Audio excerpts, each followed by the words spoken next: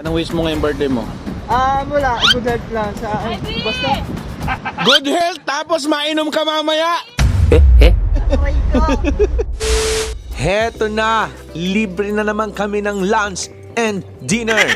Para makalibre sa pagkain, pumunta sa my birthday! Yeah!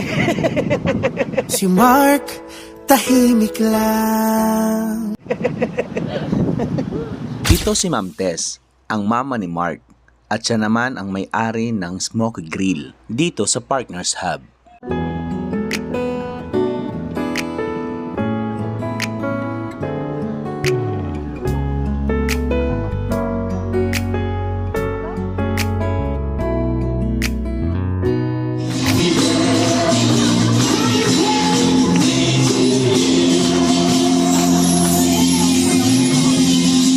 So ayon, wish you all the best, brother, and higit sa lahat, magtapos ka ng pag-aaral.